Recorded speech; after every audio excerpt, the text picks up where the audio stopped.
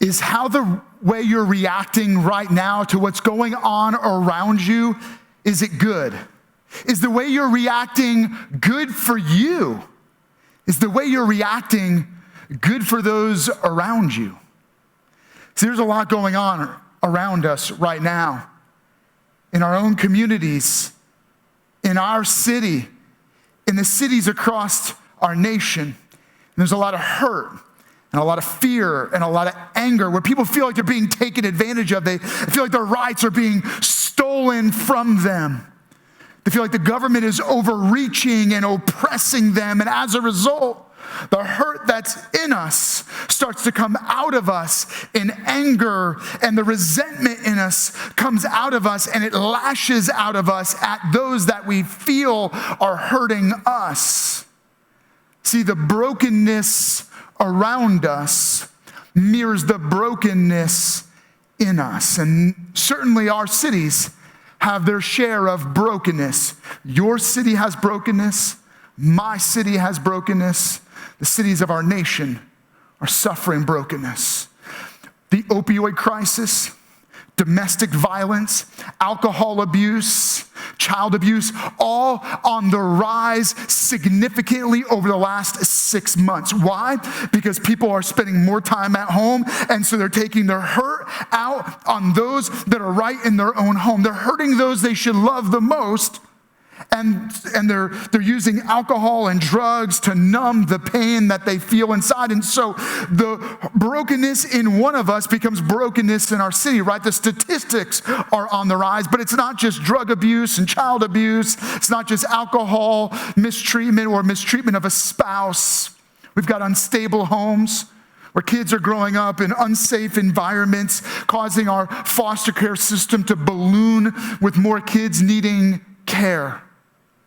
We've got unbelievable, staggering numbers regarding sex trafficking, especially the horror of our children being sex trafficked. It's horrific. We have homelessness on the rise, businesses shutting down, jobs being lost. And as a result, we feel pressed and pressured. And when we are pressed and pressured, what comes out of us reveals what's in us. And what's coming out of us is spilling onto our city streets, and we are seeing the anger and the hurt and the hate and the violence spreading and metastasizing like a cancer.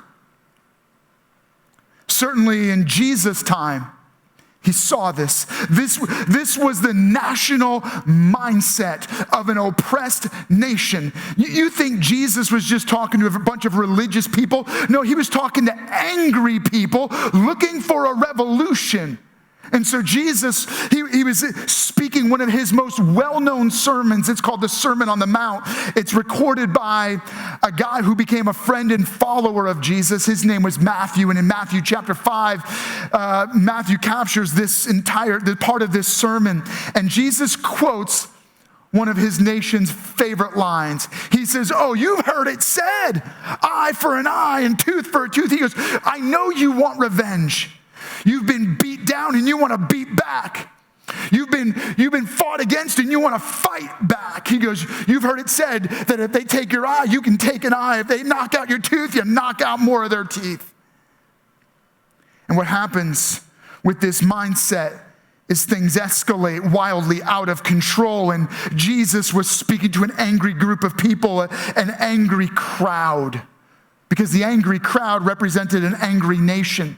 So you're talking about Jesus' time, when the Roman Empire now for almost 100 years had been oppressing and taking advantage of the entire nation of Israel, where they were abused.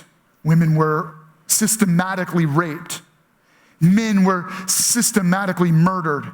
They were living in systemic poverty, experiencing systemic injustice for 100 years. And the people wanted to revolt against Rome, but they had no power. And so they were just hoping for the day when their Messiah, their rescuer, their king would come and establish his throne and his kingdom and overthrow the Roman Empire. And so when Jesus came along, healing the sick, giving sight to the blind, raising the dead, they had found their king, their Messiah, their rescuer. And so tens of thousands of people gathered around Jesus and they were ready to make him their king. Jesus, recognizing their intentions, withdrew from the crowd. He wasn't ready to be king. They weren't ready for him to be king. See, Jesus was not looking to establish a temporary political kingdom. Jesus wanted to establish his kingdom personally in every heart, a kingdom that would last forever. But that would require a different kind of revolution, not a violent overthrow, not a political power. It would require a spiritual transformation. And so Jesus was teaching this crowd, this mob of people, what it would be like for Jesus to be the king of their hearts and their lives, not just their nation and their capital. So Jesus unpacks what it looks like for him to be the king of the heart. And so he teaches and he uses some statements that seem almost contradictory. He goes like this, and Matthew records this moment, and it's found in Matthew chapter 5. Jesus is teaching. He said, "Blessed are the poor in spirit, for theirs is the kingdom of heaven." Let me explain. You might think that Jesus is just talking about those who are economically deprived. He's not. He's talking about people who recognize that they are spiritually bankrupt, and the only hope and help they have is to cry out for mercy from God. He goes, when you recognize that you are spiritually bankrupt and that God is your only hope, then God becomes your only help, and he responds to you, and he says, "Blessed are you," right? You receive favor from God. Jesus continues and he said, "Blessed are those who mourn, for they will be comforted." He's not talking about people who just weep like you're at a funeral. He's saying, blessed, favored by God are those who are humbled and cry out because of their own wrongdoing, because of the wrongdoing of their community, because of the wrongdoing of their nation. He goes, you're not crying out against your nation, you're crying out for your nation. And then he said, blessed are the meek, for they will inherit the earth. So Jesus is explaining each of these. In the rest of his sermon, he's going to go back and he's going to unpack each of these statements. Specifically this one about blessed are the meek. Favored by God are those who are meek. And so later in his sermon, Jesus circles back to this idea of what it means to be meek. And it reads this way. He goes, you've heard that it was said, eye for an eye and tooth for a tooth, that you can fight back with revenge and hurt for hurt, hate for hate, violence for violence. And isn't that exactly what we see in our nation? And it tears us apart. But Jesus said, but I tell you, do not resist an evil person. Jesus is providing a new and radical ethic. He's providing a way to live when he is the king of your life. And the idea of being meek is this. The principle that I want you to take hold of. The idea that I want you to embed in your heart. And I hope that when it gets into your heart, it begins to affect your home and your neighborhood and the city streets and a city and then cities. It would be this. Imagine that we begin to show strength under control. Could you imagine what would happen if just you and I showed strength under control? I want you to maybe turn to the person next to you. I want you to type this in the comments section and just say this: show strength under control. Come on, you didn't do it. Now it's your turn. Show strength under control. See, the word meekness sounds like weakness. In fact, I was talking about my sermon to my kids, my family this week, and I was just telling them how passionately I believe this message.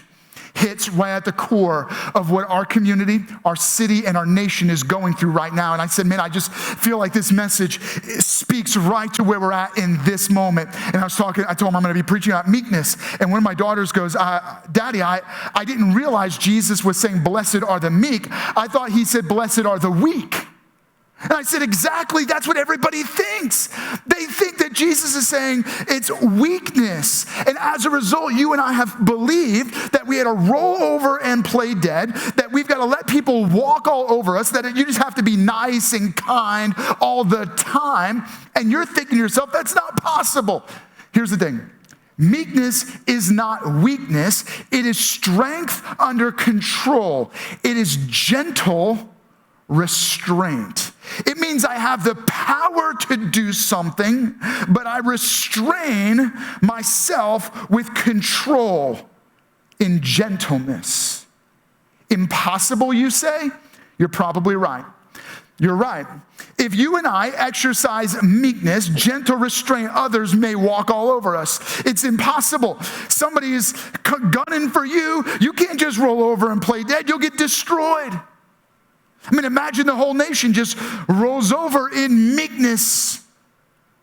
But you're not thinking meekness, you're thinking weakness. And you're saying, if I'm weak, people will prey on me, take advantage of me, and you're probably right. But we're not talking about weakness, we're talking about meekness. And you think, wow, that's hard. Yes, it's hard. It's not just hard, it's impossible. You want to know why it's impossible? Because there are people preying on the meek, looking to take advantage of those who don't fight back. But it's not just that there's trouble around us, it's that there's trouble in us. In fact, the trouble around us reveals the trouble in us. It's that you and I are broken and hurting, and we hurt others, right? Because what fills spills. What's in us comes out of us. When you're pressed and pressured, what comes out of you reveals what's already in you. And what's in you and I is something not very good. Because we don't have an economic problem. We don't have a political crisis. We don't have racial tension. We have a deep, personal, spiritual problem. And Jesus wanted to bring his kingdom into our hearts and lives. Our problem is, who was the king of our life? I want to be the king of my life. And as a result, I'm going to fight for my kingdom and my rights. But Jesus didn't come just to teach good things. He came meek. God of all power and all authority submits himself under not only Roman power, but he was willing to be put to death. But he wasn't murdered. Jesus wasn't martyred. Jesus gave his life because the penalty for our sin, our spiritual bankruptcy, is that we are indebted forever and we have to pay a debt in all of eternity, a judgment. So Jesus came to pay our debt. He gently restrained his divine power to rescue us in order to become our king. And so how did Jesus do that? Jesus died on a cross. He showed strength under control, and he willingly gave his life to give us life. And so he died in our place. Jesus didn't deserve to die. We deserve to die. Jesus was life and gave his life to give us life. And so when Jesus died, he died in our place. He died for our sin.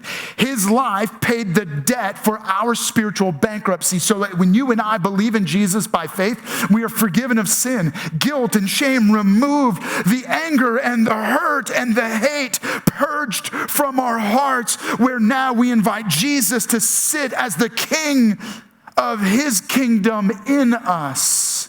And when Jesus takes the throne in our hearts and our attitudes, he takes dominion over our hurt and our hate, our anger, our revenge, where we feel like we have the right to fight back and stand up and get payback. But Jesus not only died, he rose from the dead, and in his life, he gives us life. And so whoever believes in Jesus by faith is not only forgiven, but given a new and forever life. And when you say yes to Jesus, a simple acknowledgement where you place your faith in Jesus Christ changes everything for you forever. You invite Jesus to be the king of your heart. Can I encourage you, would you take a moment right now and say yes to Jesus?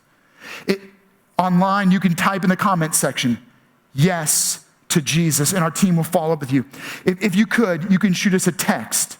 Text the name Jesus to 41411, and when you text us, we're going to follow up with you and encourage you as you begin this new journey in relationship with God, where you're inviting Jesus to be the king of your life, and you're asking God's Spirit to come into your spirit. Here's the thing. When you ask God's Spirit to come into your spirit, He begins to give you the power, the strength to do what would otherwise be impossible, which is not weakness, but meekness, gentle strength, right? Gentle restraint, strength under control. Now, let me take apart this passage for you because I'm going to teach you how to live meek, because I do believe that in this moment in history, in this chapter in our nation's history, there is no more necessary quality or attribute in your life than meekness. Listen to me, you want to know how you live in meekness? Jesus gives 3 steps or 3 practical ways that you can walk out this meekness. The first one we're going to find is in Matthew chapter 5, verse 39. He says, if someone strikes you on the right cheek, turn to him the other also. To be very honest with you, since I was young, I always found this to be a little bit annoying. Don't think I'm being a heretic. I just found it to be annoying because I thought to myself, man, if somebody punches me, I got to let him punch me and take it. This is not about self-defense, but about an insult when your pride is hurt. Most people are right-handed. So Jesus is talking in generic terms. And so if I'm right-handed, how do I hit someone on the right cheek? Right? This is my right cheek. So right hand, right cheek. No. If I hit this way, I'm going to hit their left cheek. So I'm going to left, no. It's backhanded. In an ancient Jewish culture, to backhand someone was to insult them. And Jesus says when someone insults you, make yourself vulnerable for another insult. The point is this: meekness, gentle restraint, offers vulnerability when insulted. Let me say that again because I want to make sure you don't miss it, because this is going to be practical in every one of your lives. Meekness offers vulnerability when insulted. Look, some of you have just been insulted. In your own home, you got into an argument. Somebody said something they shouldn't have said. On Facebook, on social media, you exchanged words and somebody got insulted. You've offended and you've been offended. You know what the answer to insult is? When someone they give you a backhanded compliment, or they backhand you, you offer vulnerability when insulted. Look, in Jewish law, you were allowed a right to self-defense. So this is not about self-defense, but about offense. When the threat of physical harm has passed and now you want payback. Now you want revenge. Now it's insult for insult, blow for blow. Someone in the comment section says something hurtful to you, and so you try to think of a more hurtful way to come back at them. Someone at work, someone in school. They say something insulting, and all you're thinking about is how you can come up with a better comeback. And so Jesus' response is that when someone backhands you, you offer them the other cheek also, meaning you make yourself vulnerable to another insult, because your vulnerability will disarm them. Your transparency and your candor and your willingness to make your heart open to them will actually disarm them and make them regret their insult. So imagine someone throws an insult at you, and instead of fighting back, you say, you know, that hurt. You know why that hurt? Because here's what I'm going through right now. Or here's what I'm really feeling right now.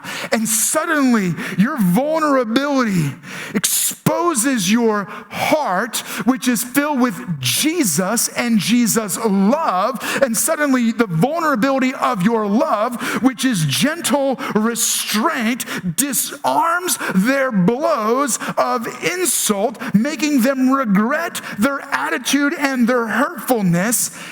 embarrassing them with your extravagant level of love. That's what Jesus is talking about. In our nation, we need a little more meekness. By the way, I'm going to say this, and I'm probably going to need to say it again. This sermon is personal, not political. I'm not trying to shape politics. I'm not trying to shape elections. I want to speak to our heart. Jesus was speaking to people who wanted a political revolution. He said, you want a revolution?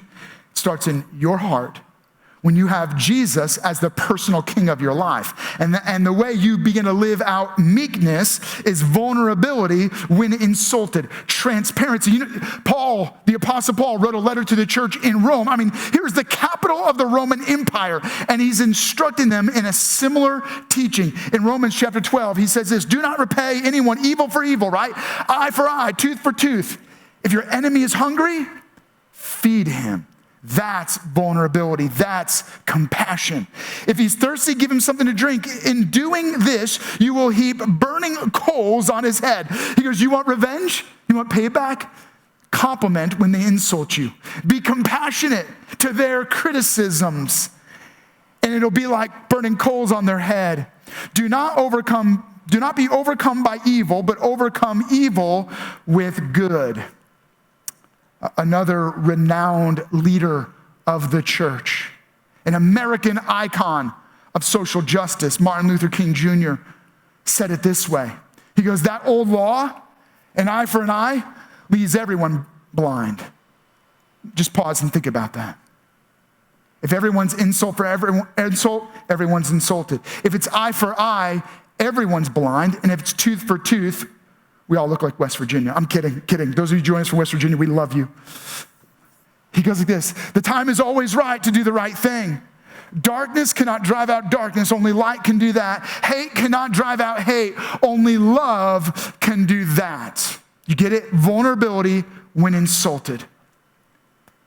Jesus continues. It's recorded in Matthew chapter 5, verse 40. If someone wants to sue you and take your tunic, let him have your cloak as well. Okay, you have no idea what a tunic or a cloak is, so let me unpack this for you real quick. Once someone's suing you, so there's a dispute, and they win the dispute, and they want to take your tunic. That would be the guarantee of their repayment. And so a tunic is kind of like your shirt. It's a work shirt. It's what you wear to work. It's what you wear during your day. He goes, but let them have your cloak as well. The cloak would be like more of a large, so you're talking about an ancient time, right? 2,000 years ago, where they pretty much wore their wardrobe. The cloak was the large coat that they wore over themselves. It doubled as their comforter at night. It was their blanket. It kept them warm. And so in a desert climate that was hot during the day and cold at night, the cloak was a necessary piece of survival. So Jesus is saying, you're in a dispute and someone is suing you and they're demanding you give them the shirt off your back. Don't just give them the shirt off your back. Give them the blanket off your bed. Give them your cloak. Jesus is offering a response in the middle of all the hurt and the anger and the revenge and the hate that spreads on our streets. He goes like this, meekness offers gentle strength in dispute. Gentle strength in dispute. You could fight back. You could look for payback, but gentle strength under control, it requires more strength to hold back than to fight back for payback. In this ancient culture, you could sue someone, and if you won the suit, you had the right to take their tunic. You couldn't take their cloak. And here's what someone would do. They would try to get your cloak because they would be guaranteed that you would pay them whatever you owe them before sundown, because if you don't have your cloak, you're going to be cold at night and you're going to make sure you're not freezing to death. But Jesus said, if someone is compelling you to give them your tunic, take off your cloak and say, here, you can have this too. And what he was saying was, offer gentle strength in a dispute. When there's a disagreement and we're not sure who's winning, you're not sure who's right and wrong, demonstrate gentle strength by disarming them when they are trying to get the upper hand by giving them the upper hand. Do you see it? When you give someone the upper hand, they no longer feel like they have the upper hand because you gave it to them.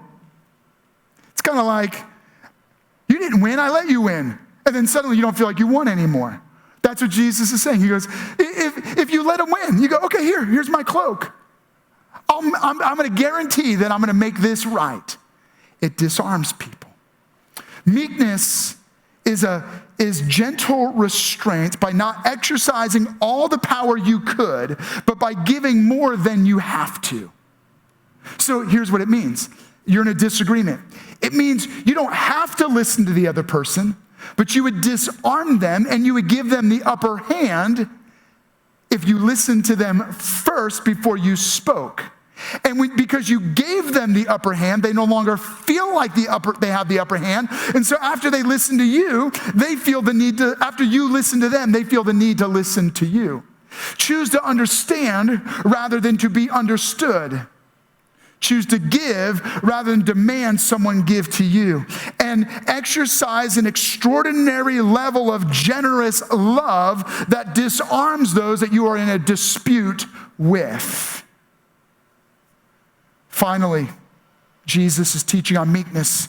And in verse 41, he says, and if someone forces you to go 1 mile, go with him 2 miles. Now, under what circumstance are you being forced to go 1 mile and you should go 2? Well, Jesus is talking, again, to his culture, a culture where the average Jewish citizen could be forced by a Roman soldier to carry his pack 1 milon.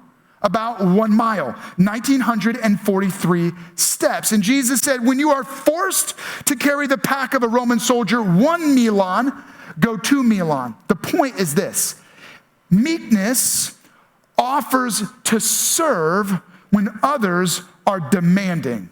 Now, you know how you and I respond when others are demanding? Either we do it begrudgingly, because our boss makes us, right? Or you don't have a choice. The law makes you do it, and so you do it, but you do it begrudgingly. Or you don't do it, and here's your attitude, and here's my attitude. I'm not doing that. If you had asked me, and you had said, please, I'd have done it willingly. But because you're demanding me to do it, I'm not doing it. Now, right now, you can lean over to the person next to you, you can bump them a little bit and be like, sorry, I did that recently. You can call out yourself in that area where you have, because someone demanded something of you, you were unwilling to do it or you did it begrudgingly. That's what Jesus is talking about. So he says, when somebody's demanding something of you and you want to do it begrudgingly, mumbling under your breath, or you don't want to do it because they didn't say please, not only do I want you to do it, but I want you to do it with the attitude of serving them, even though they are demanding it of you. Meaning, if they're demanding it, it's an obligation, not a service. But Jesus said, they're not taking it, you're giving it. So here's what I want you to do. If you're a Jewish citizen and you're carrying the pack of a Roman soldier and you're counting to 1943, here's what I want you to do. 1942, 1943, 1944, 45, 46, and you're just going to keep on going. At some point, the Roman soldier, he knows, he expects you to throw down the pack, mumble under your breath, and walk home. But you get to about count number 3,000, he knows you didn't lose count. And he starts to recognize there's something different about you. A Christian who doesn't just do what he has to do, but goes above and beyond to do more than is asked. Because you're serving, you're not serving, you're serving him because you're a servant of God. And suddenly, that moment goes from you being angry, doing something under compulsion, where you mumble under your breath, and you're angry at this Roman soldier, and suddenly you start to see that person as a brother, as a friend, and you start to talk to them as a peer because you're carrying their pack willingly, not under obligation. And suddenly you just bridged a gap, and now you've begun to build a relationship, because the second mile is your gift, not your obligation. The second mile is your opportunity to show and share the love of Jesus. The second mile, they can't make you give it. You're offering it, and now you have the right to a conversation. You have the right to demonstrate extravagant love. And extravagant love changes neighborhoods and cities and a nation. Listen to me. Could you imagine Imagine just us, just you and me, just those of us joining online. Lifehouse has an opportunity to influence thousands of people each weekend. So imagine the thousands of us spread out across a few different cities across our nation and some other cities across the planet. Imagine just a group of us started exercising strength under control, gentle restraint, where we loved when we otherwise were under obligation, where we started responding to insult with vulnerability, to disputes with gentle strength, and to demands with service. Could you imagine? Our neighborhoods would change. Our city streets, instead of swelling with anger and hurt and hate and violence, we would begin to be the healing and the hope that our cities most need. You are the response of God. We are for our cities because Jesus is for our cities. He is for you and he loves you. And so I want to invite you to respond right now. I'm going to invite you to respond. I'm going to pray. I'm going to ask God to meet you right now. Jesus, thank you that you exercised gentle restraint with us. You could have crushed us like bugs because we had turned our back on you. You could have made us pay for our sin, but you paid for it. You restrained judgment and you gave grace. You offered love and compassion, and now you give us your Spirit so that we can live out meekness, one of the most powerful qualities and characteristics that we could ever embody. God, you've not made us weak. You've called us to be meek, and you've said, blessed, favored by God are the meek, for they will inherit the earth. We will have power and strength over nations. So, Lord, would you bring healing to our cities through our meekness. In Jesus' name, amen. Hey, thank you so much for joining us for this message. Even though the sermon is over, your experience has just begun. Lifehouse is a community that we want you to be a part of. So here's a couple things we want you to do. First, subscribe to this channel. There are many other messages and content that we think is going to be very valuable to you. Next, reach out to us. You can text LH Next Steps to 41411, and there's a community waiting just for you.